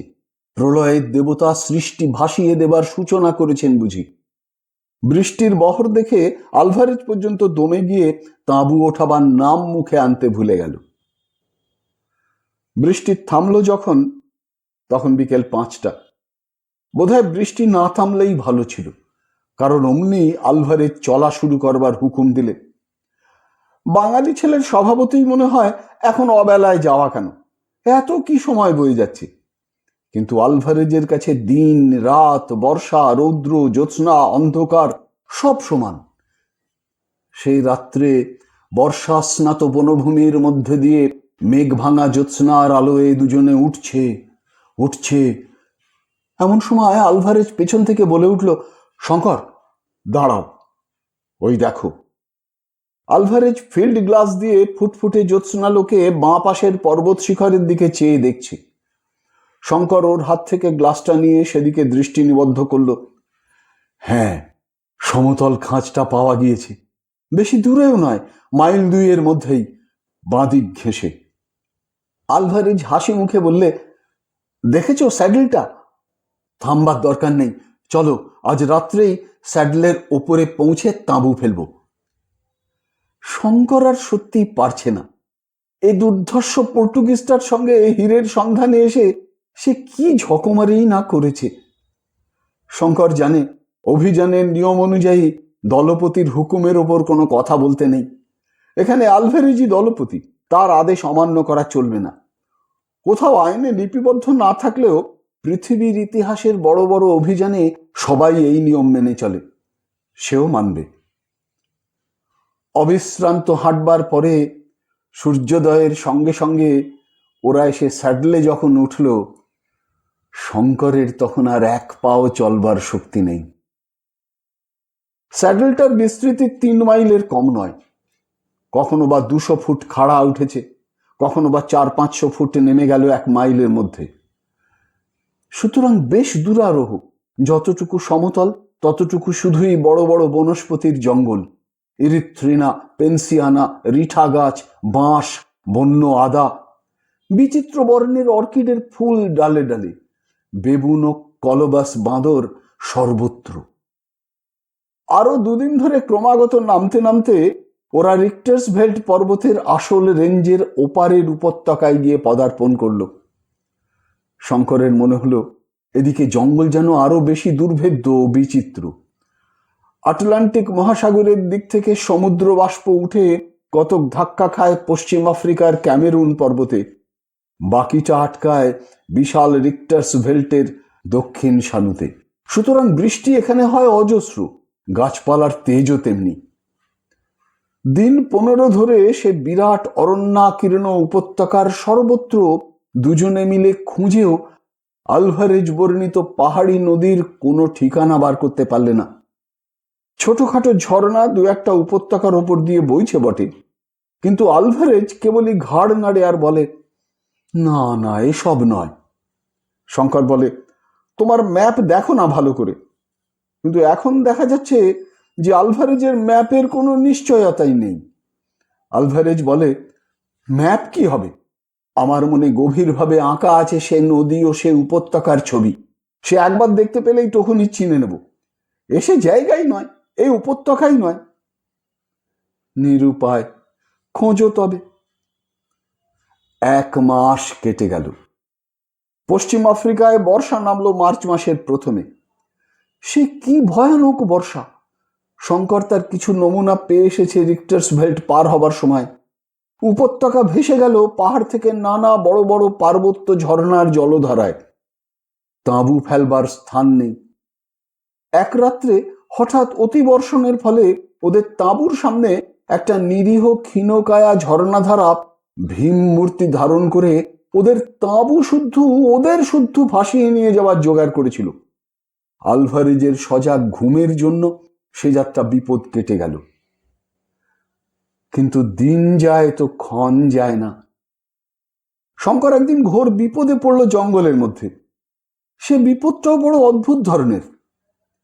সেদিন আলভারেজ রাইফেল পরিষ্কার করছিল, সেটা শেষ করে রান্না করবে কথা ছিল। শঙ্কর রাইফেল হাতে বনের মধ্যে শিকারের সন্ধানে বার হয়েছে। আলভারেজ বলে দিয়েছে তাকে এ বনে খুব সতর্ক হয়ে সাবধানে চলাফেরা করতে, আর বন্দুকের ম্যাগাজিনে সবসময় যেন কার্টিজ ভরা থাকে। আর একটা খুব মূল্যবান উপদেশ দিয়েছে, সেটা এই: বনের মধ্যে বেড়াবার সময় হাতের কবজিতে কম্পাস সর্বদা বেঁধে নিয়ে বেড়াবে, এবং যে পথ দিয়ে যাবে সে পথের ধারে গাছপালায় কোনো চিহ্ন রেখে যাবে, যাতে ফেরবার সময় সেই সব চিহ্ন ধরে আবার ঠিক ফিরতে পারো, নতুবা বিপদ অবশ্যম্ভাবী। এদিন শঙ্কর স্প্রিংবক হরিণের সন্ধানে গভীর বনে চলে গিয়েছে। সকালে বেরিয়েছিল, ঘুরে ঘুরে বড় ক্লান্ত হয়ে পড়ে এক জায়গায় একটা বড় গাছের তলায় সে একটু বিশ্রামের জন্য বসলে। সেখানটাতে চারিধারেই বৃহৎ বৃহৎ বনস্পতির মেলা, আর সব গাছেই গুঁড়ি ও ডালপালা বেয়ে এক প্রকারের বড় বড় লতা উঠে তাদের ছোট ছোট পাতা দিয়ে এমনি নিবিড়ভাবে আষ্টে পৃষ্ঠে গাছগুলোকে জড়িয়েছে যে গুঁড়ির আসল রং দেখা যায় না। কাছেই একটা ছোট্ট জলার ধারে ঝাড়ে ঝাড়ে মারি পোষা লিলি ফুটে রয়েছে। খানিকটা সেখানে বসবার পরে শঙ্করের মনে হলো তার কি একটা অস্বস্তি হচ্ছে। কি ধরনের অস্বস্তি তা সে কিছু বুঝতে পারলে না, অথচ জায়গাটা ছেড়ে উঠে যাবারও ইচ্ছে হলো না। সে ক্লান্তও বটে, আর জায়গাটাও বেশ আরামের বটে। কিন্তু এ তার কি হলো? তার সমস্ত শরীরে এত অবসাদ কোথা থেকে এলো? ম্যালেরিয়া জ্বরে ধরল নাকি? অবসাদটা কাটাবার জন্য সে পকেট হাতড়ে একটা চুরুট বার করে ধরালে। কিসের একটা মিষ্টি মিষ্টি সুগন্ধ বাতাসে। শঙ্করের বেশ ভালো লাগছে গন্ধটা। একটু পরে দেশলাইটা মাটি থেকে কুড়িয়ে পকেটে রাখতে গিয়ে মনে হলো হাতটা যেন তার নিজের নেই, যেন আর কারো হাত। তার মনের ইচ্ছে সে হাত নড়ে না। ক্রমে তার সর্বশরীর যেন একটা বেশ আরামদায়ক অবসাদে অবশ হয়ে পড়তে চাইল। কি হবে আর বৃথা ভ্রমণে, আলে আর পিছু পিছু বৃথা ছুটে, এই রকম বনের ঘন ছায়ায় নিভৃত লতা বিতানে অলস স্বপ্নে জীবনটা কাটিয়ে দেওয়ার চেয়ে সুখ আর কিসে আছে? একবার তার মনে হলো এই বেলা উঠে তাঁবুতে যাওয়া যাক, নতুবা তার কোনো একটা বিপদ যেন ঘটবে। একবার সে উঠবার চেষ্টাও করতে গেল, কিন্তু পরক্ষণেই তার দেহ মন ব্যাপী অবসাদের জয় হলো। অবসাদ নয়, যেন একটা মৃদু মধুর নেশার আনন্দ। সমস্ত জগৎ তার কাছে তুচ্ছ। সে নেশাটাই তার সারা দেহ অবশ করে আনছে ক্রমশ। শঙ্কর গাছের শেকড়ে মাথা দিয়ে ভালো করেই শুয়ে পড়ল। বড় বড় কটন উড গাছের ডালে শাখায় আলো ছায়ার রেখা অস্পষ্ট। কাছেই কোথাও বন্য পেচকের ধ্বনি অনেকক্ষণ থেকে শোনা যাচ্ছিল। ক্রমে যেন তা ক্ষীণ হতে ক্ষীণতর হয়ে আসছে। তারপরে কি হলো শঙ্কর আর কিছু জানে না। আলভারেজ যখন বহু অনুসন্ধানের পর ওর অচৈতন্য দেহটা কটনউড জঙ্গলের ছায়ায় আবিষ্কার করলে, তখন বেলা বেশি নেই। প্রথমটা আলভারেজ মনে ভাবলে এ নিশ্চয়ই সর্পাঘাত, কিন্তু দেহটা পরীক্ষা করে সর্পাঘাতের কোনো লক্ষণ দেখা গেল না। হঠাৎ মাথার উপরকার ডালপালা এবং চারিধারের গাছপালার দিকে নজর পড়তেই অভিজ্ঞ ভ্রমণকারী আলভারেজ ব্যাপারটা সব বুঝতে পারলে। সেখানটাতে সর্বত্র অতি মারাত্মক বিষলতার বন, পয়জেন আইভি, যার রসে আফ্রিকার অসভ্য মানুষেরা তীরের ফলা ডুবিয়ে নেয়, যার বাতাস এমনি বেশ সুগন্ধ বহন করে, কিন্তু নিঃশ্বাসের সঙ্গে বেশি মাত্রায় গ্রহণ করলে অনেক সময় পক্ষাঘাত পর্যন্ত হতে পারে।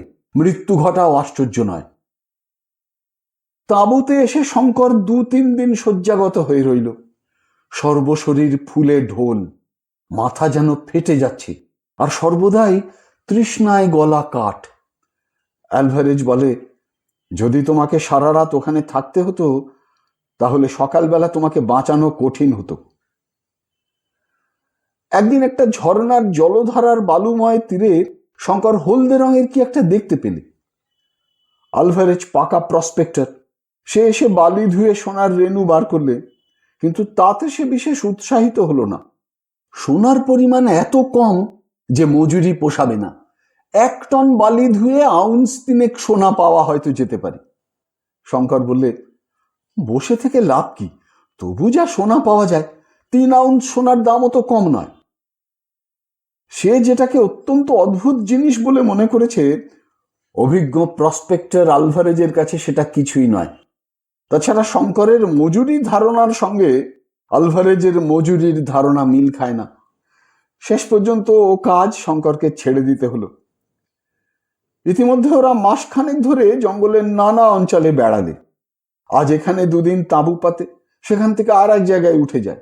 সেখানে কিছুদিন তন্ন তন্ন করে চারিধার দেখবার পরে আর এক জায়গায় উঠে যায়। সেদিন অরণ্যের একটা স্থানে ওরা নতুন পৌঁছে তাঁবু পেতেছে। শঙ্কর বন্দুক নিয়ে 2-1টা পাখি শিকার করে সন্ধ্যায় তাঁবুতে ফিরে এসে দেখলে আলভারেজ বসে চুরুট টানছে। তার মুখ দেখে মনে হলো সে উদ্বিগ্ন এবং চিন্তিত।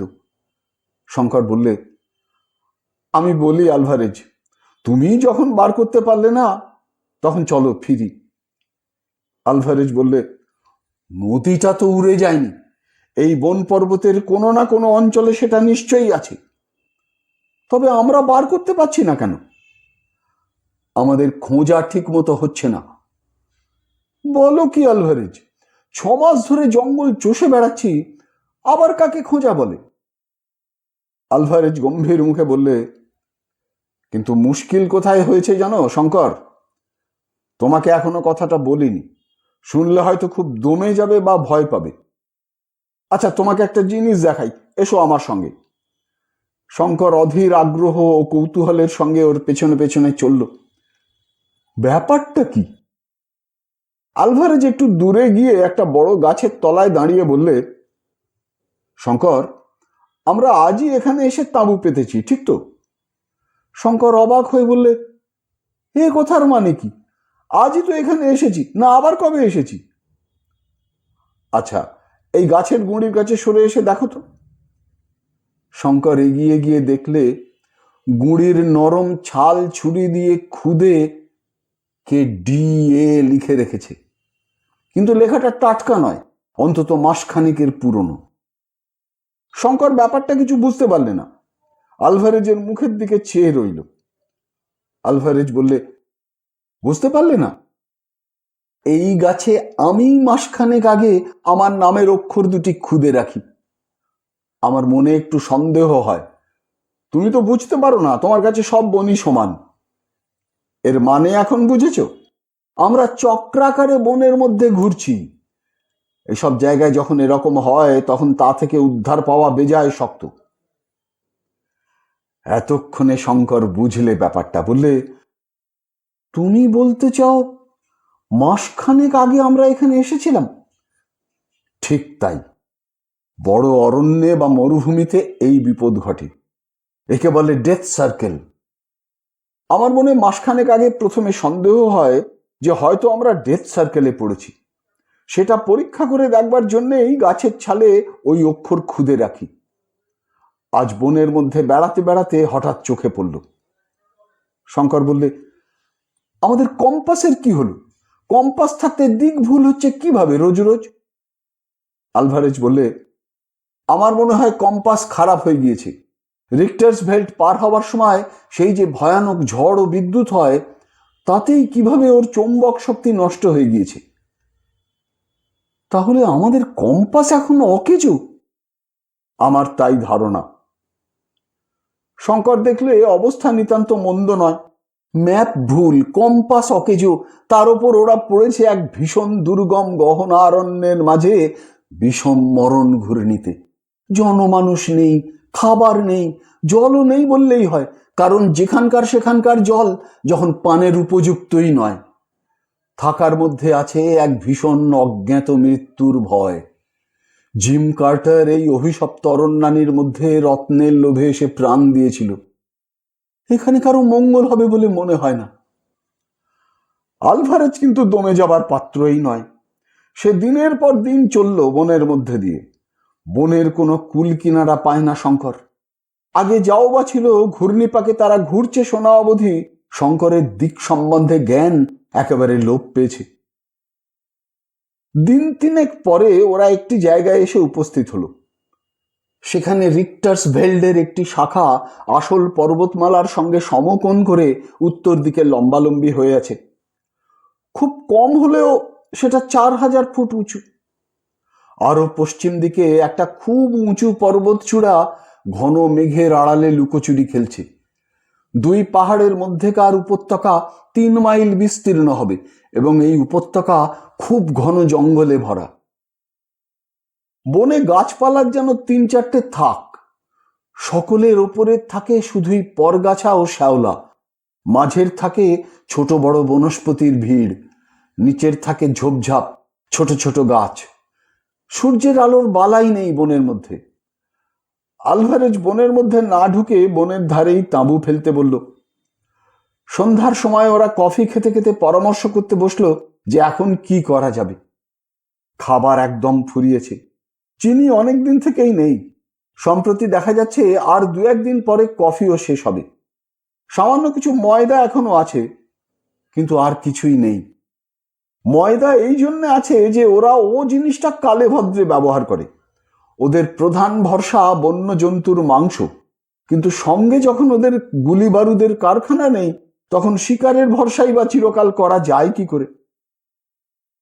কথা বলতে বলতে শঙ্কর দূরের যে পাহাড়ের চূড়াটা মেঘের আড়ালে লুকোচুরি খেলছে সেদিকে মাঝে মাঝে চেয়ে চেয়ে দেখছিল। এই সময় অল্পক্ষণের জন্য মেঘ সম্পূর্ণরূপে সরে গেল। চূড়াটার অদ্ভুত চেহারা, যেন একটা কুলপি বরফের আগার দিকটা কে এক কামড়ে খেয়ে ফেলেছে। আলভারেজ বললে, এখান থেকে দক্ষিণ পূর্ব দিকে বুলাওয়ে কি সলসবেরির 400 থেকে 500 মাইলের মধ্যে হবে। মধ্যে 102 মাইল মরুভূমি। পশ্চিম দিকে উপকূল 300 মাইলের মধ্যে বটে, কিন্তু পর্তুগিজ পশ্চিম আফ্রিকা অতি ভীষণ দুর্গম জঙ্গলে ভরা। সুতরাং সেদিকের কথা বাদ দাও। এখন আমাদের উপায় হচ্ছে, হয় তুমি নয় আমি সলসবেরি কি বুলাওয়ে চলে গিয়ে টোটা ও খাবার কিনে আনি। কম্পাসও চাই। আলভারেজের মুখের এই কথাটা বড় শুভক্ষণে শঙ্কর শুনেছিল। দৈব মানুষের জীবনে যে কত কাজ করে তা মানুষে কি সবসময় বোঝে? দৈবক্রমে বুলাওয়ে ও সলসবেরি দুটো শহরের নাম, তাদের অবস্থানের দিক ও এই জায়গাটা থেকে তাদের আনুমানিক দূরত্ব শঙ্করের কানে গেল। এরপর যে কতবার মনে মনে আলভারেজকে ধন্যবাদ দিয়েছিল এই নাম দুটো বলবার জন্যে। কথাবার্তা সেদিন বেশি অগ্রসর হলো না। দুজনেই পরিশ্রান্ত ছিল। সকাল সকাল শয্যা আশ্রয় করলে।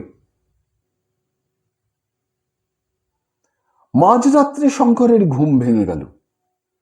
কি একটা শব্দ হচ্ছে ঘন বনের মধ্যে, কি একটা কাণ্ড কোথায় ঘটছে যেন বনে। আলভারেজও বিছানায় উঠে বসেছে। দুজনেই কান খাড়া করে শুনলে। বড় অদ্ভুত ব্যাপার। কি হচ্ছে বাইরে? শঙ্কর তাড়াতাড়ি টর্চ জেলে বাইরে আসছিল। আলভারেজ বারণ করলে, বললে, এসব অজানা জঙ্গলে রাত্রিবেলা ওরকম তাড়াতাড়ি তাঁবুর বাইরে যেও না। তোমাকে অনেকবার সতর্ক করে দিয়েছি। বিনা বন্দুকেই বা যাচ্ছ কোথায়? তাঁবুর বাইরে রাত্রির ঘুটঘুটে অন্ধকার। দুজনেই টর্চ ফেলে দেখলে বন্য জন্তুর দল গাছপালা ভেঙে ঊর্ধ্বশ্বাসে উন্মত্তের মতো দিকবিদিক জ্ঞান শূন্য হয়ে ছুটে পশ্চিমের সেই ভীষণ জঙ্গল থেকে বেরিয়ে পূব দিকে পাহাড়টার দিকে চলেছে। হায়না, বেবুন, বুনো মহিষ, দুটো চিতাবাঘ তো ওদের গা ঘেঁষে ছুটে পালালো। আরো আসছে, দলে দলে আসছে। ধাড়ি ও মাদি কলবাস বাঁদর দলে দলে ছানাপোনা নিয়ে ছুটেছে। সবাই যেন কোনো আকস্মিক বিপদের মুখ থেকে প্রাণের ভয় ছুটছে। আর সঙ্গে সঙ্গে দূরে কোথায় একটা অদ্ভুত শব্দ হচ্ছে, চাপা গম্ভীর মেঘগর্জনের মতো শব্দটা, কিংবা দূরে কোথাও 1000টা জয় ঢাক যেন একসঙ্গে বাজছে। ব্যাপার কি? দুজনে দুজনের মুখের দিকে চাইলে। দুজনেই অবাক। আলভারেজ বললে, শঙ্কর, আগুনটা ভালো করে জ্বালো, নয়তো বন্য জন্তুর দল আমাদের তাঁবু শুদ্ধ ভেঙে মারিয়ে চলে যাবে। জন্তুদের সংখ্যা ক্রমেই বেড়েই চলল। মাথার উপরেও পাখির দল বাসা ছেড়ে পালাচ্ছে।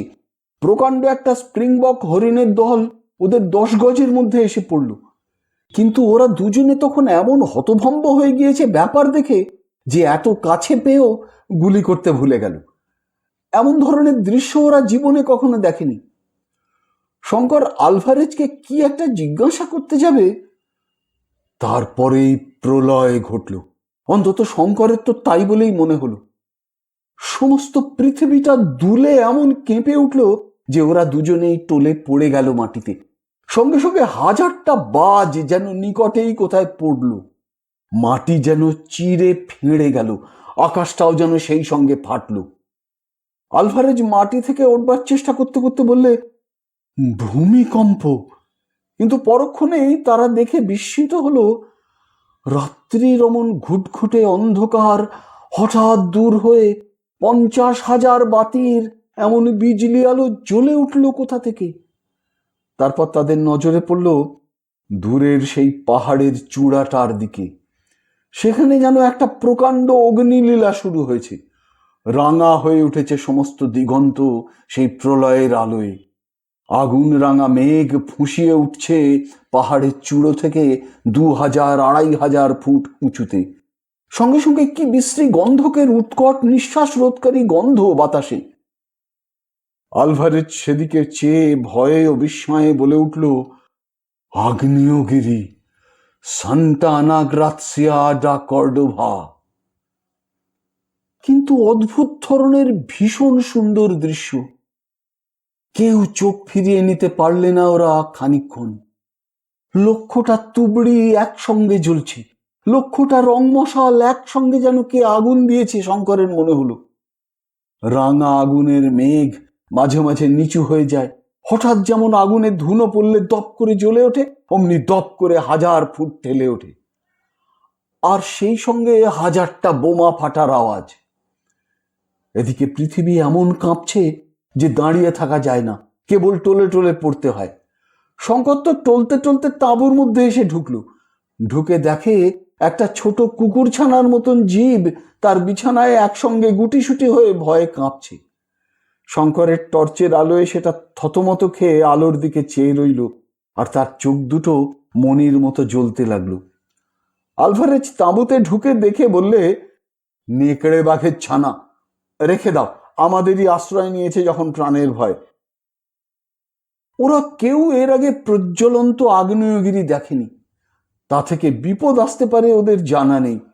কিন্তু আলভারেজের কথা ভালো করে শেষ হতে না হতে হঠাৎ কি প্রচন্ড ভারী জিনিসের পতনের শব্দে ওরা আবার তাঁবুর বাইরে গিয়ে যখন দেখলে যে একখানা 1500 ওজনের জ্বলন্ত কয়লার মতো রাঙা পাথর অদূরে একটা ঝোপের ওপর এসে পড়েছে, সঙ্গে সঙ্গে ঝোপটাও জ্বলে উঠেছে, তখন আলভারেজ ব্যস্ত সমস্ত হয়ে বললে, পালাও পালাও শঙ্কর, তাঁবু ওঠাও শিগগির।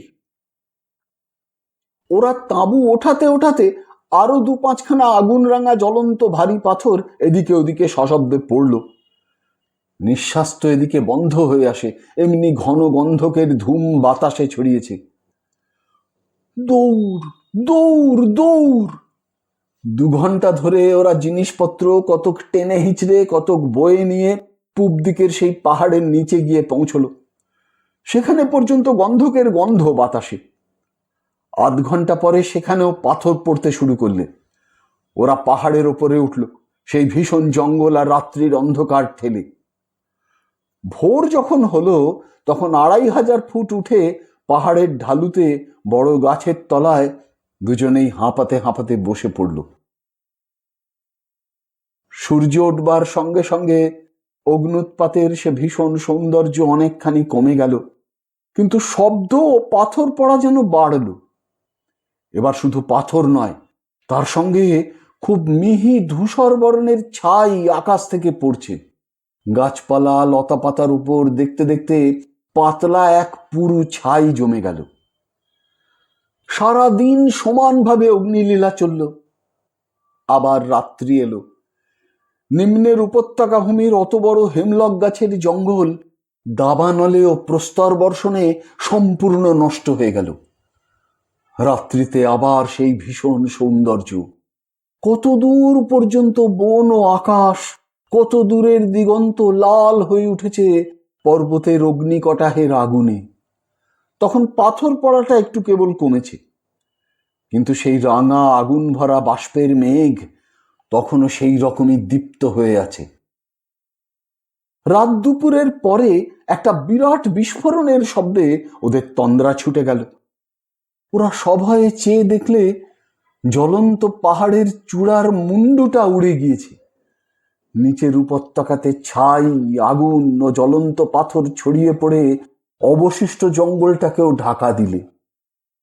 আলভারেজ পাথরের ঘায়ে আহত হলো। ওদের তাঁবুর কাপড়ে আগুন ধরে গেল। পেছনের একটা উঁচু গাছের ডাল ভেঙে পড়ল পাথরের চোট খেয়ে। শঙ্কর ভাবছিল, এই জনহীন অরণ্য অঞ্চলে এত বড় একটা প্রাকৃতিক বিপর্যয় যে ঘটে গেল তা কেউ দেখতেও পেত না যদি তারা না থাকতো। সভ্য জগৎ জানেও না আফ্রিকার গহন অরণ্যের এই আগ্নেয়গিরির অস্তিত্ব। কেউ বললেও বিশ্বাস করবে না হয়তো। সকালে বেশ স্পষ্ট দেখা গেল মোমবাতি হাওয়ার মুখে জ্বলে গিয়ে যেমন মাথার দিকে অসমান খাঁজের সৃষ্টি করে, পাহাড়ের চূড়াটার তেমনি চেহারা হয়েছে। কুলপি বরফটাতে ঠিক যেন কি আর একটা কামড় বসিয়েছে। আলভারেজ ম্যাপ দেখে বললে, এটা আগ্নেয়গিরি বলে ম্যাপে দেওয়া নেই। সম্ভবত বহু বৎসর পরে এই প্রথম এর অগ্নুৎপাত। কিন্তু এর যে নাম ম্যাপে দেওয়া আছে তা খুব অর্থপূর্ণ। শঙ্কর বললে, কি নাম?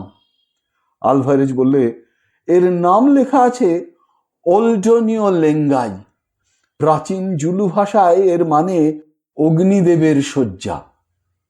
নামটা দেখে মনে হয় এ অঞ্চলের প্রাচীন লোকেদের কাছে এই পাহাড়ের আগ্নেয় প্রকৃতি অজ্ঞাত ছিল না। বোধহয় তারপর 200 বছর কিংবা তারও বেশি কাল এটা চুপচাপ ছিল। ভারতবর্ষের ছেলে শঙ্করের 2 হাত আপনা আপনি প্রণামের ভঙ্গিতে ললাট স্পর্শ করলে। প্রণাম হে রুদ্রদেব, প্রণাম। আপনার তাণ্ডব দেখবার সুযোগ দিয়েছিলেন, এজন্যে প্রণাম গ্রহণ করুন হে দেবতা।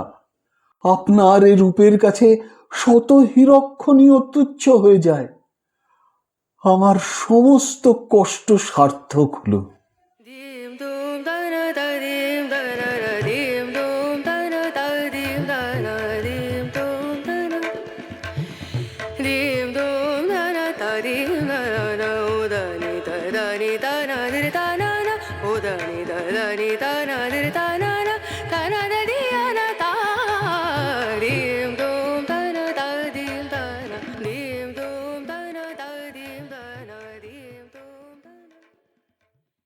শুনলেন বিভূতিভূষণ বন্দ্যোপাধ্যায় রচিত উপন্যাস চাঁদের পাহাড়, 2য় পর্ব। যদি এই অনুষ্ঠানটি আপনার ভালো লেগে থাকে তবে অবশ্যই একটি লাইক দিয়ে আমায় উৎসাহিত করবেন। যারা এখনো আমার এই চ্যানেলটিকে সাবস্ক্রাইব করেননি তারা অবশ্যই সাবস্ক্রাইব বোতামটি টিপে চ্যানেলটিকে সাবস্ক্রাইব করে নেবেন এবং ভিডিওর কমেন্ট বক্সে আপনার মূল্যবান মতামত জানিয়ে চ্যানেলটিকে আরও এগিয়ে নিয়ে যেতে আমায় সাহায্য করবেন। ভালো থাকুন, পাশে থাকুন, সুস্থ থাকুন আর শুনতে থাকুন সাহিত্যের মণিমাণিক্যগুলি অনুষ্ঠানটি। নমস্কার।